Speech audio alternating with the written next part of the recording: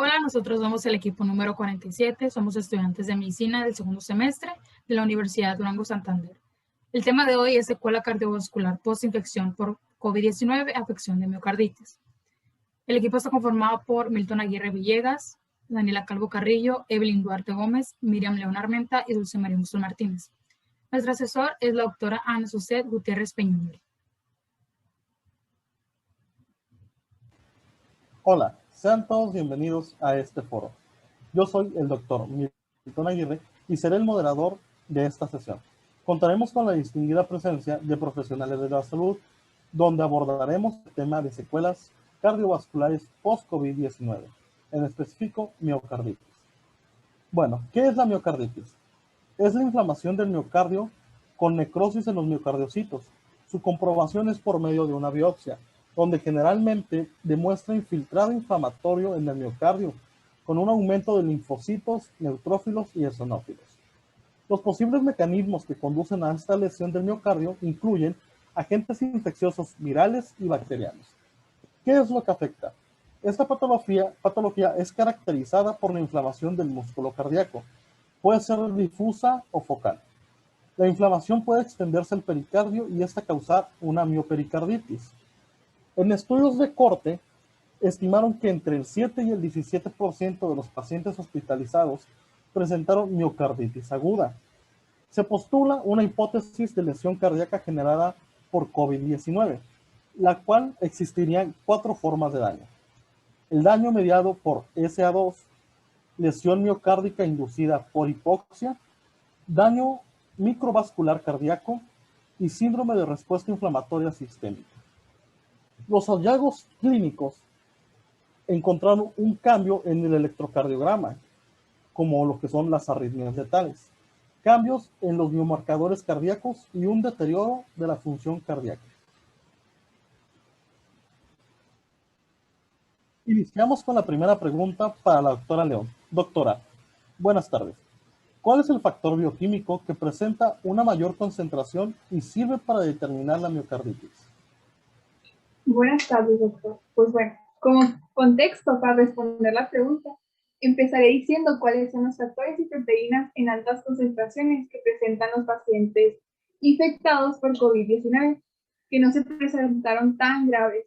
Pues estos factores son la gran cantidad de interleucina 1 beta, interferón gamma, la proteína 10 inducible por interferón gamma y la proteína quimiotáctica monocitaria. Bueno, pasando cuando el paciente tuvo un episodio más grave, se presenta en mayor cantidad ahora el factor estimulador de colonias de granulocitos, la proteína 10 inducible por interferón gamma, la proteína quimiotáctica monocitaria 1 y proteína inflamatoria de macrófagos 1A. Pero donde debemos de concentrarnos es en el factor de necrosis tumoral alfa, ya que este se indica si una tormenta de citocinas que determina la gravedad de la enfermedad. Y esta tormenta de citocinas es un mecanismo fisiopatológico demasiado central en la miocarditis fulminante. Amable audiencia, me están informando que hay un estudio donde 150 pacientes, donde desafortunadamente 18 murieron a consecuencia del COVID-19, entre el 7% se le atribuyó a la muerte por miocarditis. Volvemos con la siguiente pregunta a la doctora Dulce María Uxon. Doctora, ¿nos podría explicar la anatomía patológica de esta enfermedad? Muchas gracias, doctor. Como una pequeña introducción, pues vamos a recordar que el corazón es un órgano hueco que su función principal es enviar sangre oxigenada a todo el organismo. La pared del corazón va a estar compuesta por 3 capas. El endocardio, la capa más interna, la capa más interna, el miocardio, la capa media, muy gruesa, compuesta por músculo cardíaco, y el epicardio, que es la capa más externa. Entonces, si estamos hablando de miocarditis, la capa que va a estar más afectada es la capa media, que es el miocardio. La miocarditis ocasiona una inflamación de las células miocárdicas causada por el infiltrado de células inmunocompetentes en el miocardio.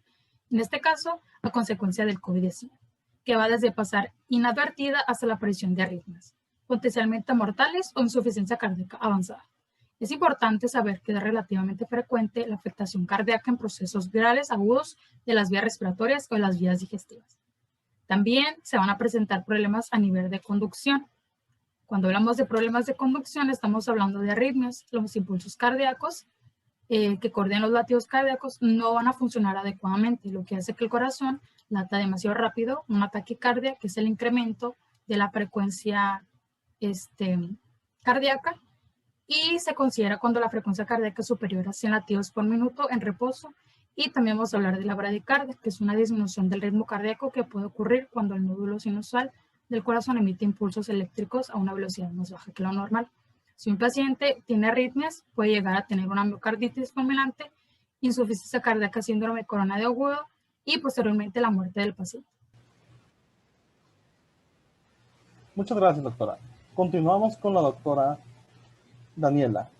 Doctora, buenas tardes. ¿Cómo se podría diagnosticar la miocarditis?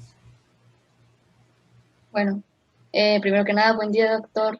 Respondiendo a su pregunta, a ciencia cierta, aún no se ha determinado un diagnóstico claro para esta patología.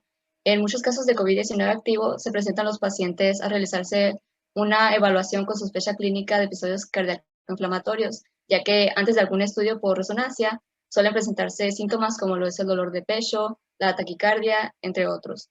Esto tomando en cuenta, claro, que sabemos que tenemos posibles secuelas de COVID-19.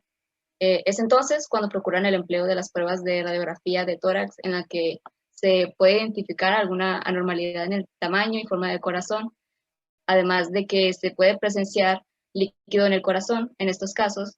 Entonces aquí también se emplea el uso de la resonancia magnética.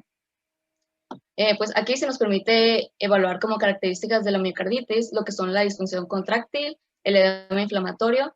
En estos casos se ha presentado exceso de líquido atrapado, como mencioné, o un derrame pericárdico, además de que se llega a presenciar valores ligeramente aumentados de lo que son las estructuras del corazón.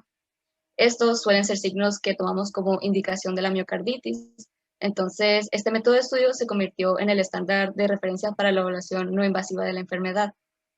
Los casos suelen ser diferentes, pero para poder mostrarles un ejemplo de ello, tendré que apoyarme en este caso clínico, en el que se muestra al paciente varón de 13 años con COVID-19 activo, en donde se muestra en la resonancia magnética de la primera imagen un derrame pericárdico leve, además de valores alterados de tabique ventricular, como mencioné anteriormente, que pueden aparecer. En otro caso, en la imagen 2, se presenta una mujer de 26 años, en donde las imágenes de realce tardío de gadolinio mostraron realces mesocárdicos y subepicárdicos en los segmentos miocárdicos inferoseptales, inferiores basales y medio, señalado con las flechas. Queremos recordarle a nuestra audiencia que los factores de riesgo para padecer COVID-19 en su forma grave son enfermedades crónico-degenerativas y cardiopatías, así como obesidad. La última pregunta es para la doctora Evelyn Duarte. Doctora, buenas tardes. ¿Cómo podemos observar la proliferación inflamatoria en el miocardio? Buenas tardes, doctor. Bueno, primero quisiera hablar sobre la infección por el SARS-CoV-2, la cual podría ser de una manera directa de cardiomiocitos mediada por los receptores de la ECA2. Eso puede ser con lisis celular y una activación de la respuesta inmunitaria innata con una liberación de citocinas proinflamatorias. Aquí los linfocitos cumplen una función importante, ya que a su vez van a estimular la cascada inflamatoria y la citólisis. Además, se producirá una migración de macrófagos que va a ser causa de la inflamación crónica con disfunción ventricular que hace un momento comentó la doctora Unson.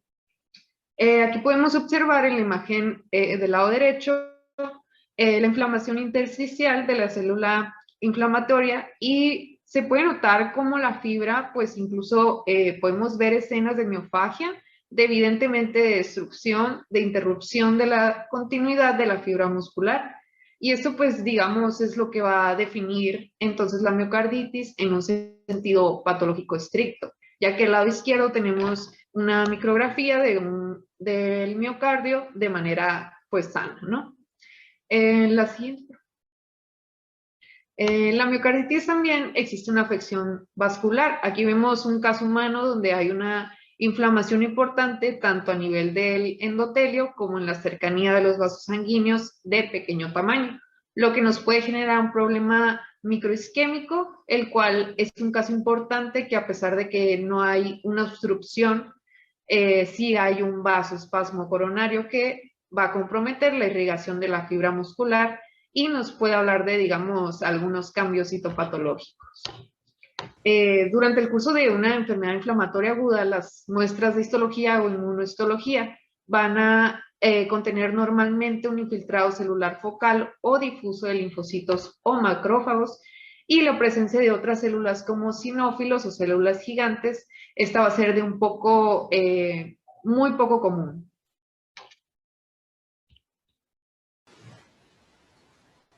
Muchas gracias, doctor Evelyn. Con esto llegamos al final de este foro informativo. Queremos agradecer a nuestra audiencia y recordarles las restricciones sanitarias y el uso correcto del cubrebocas. Muchas gracias y hasta luego.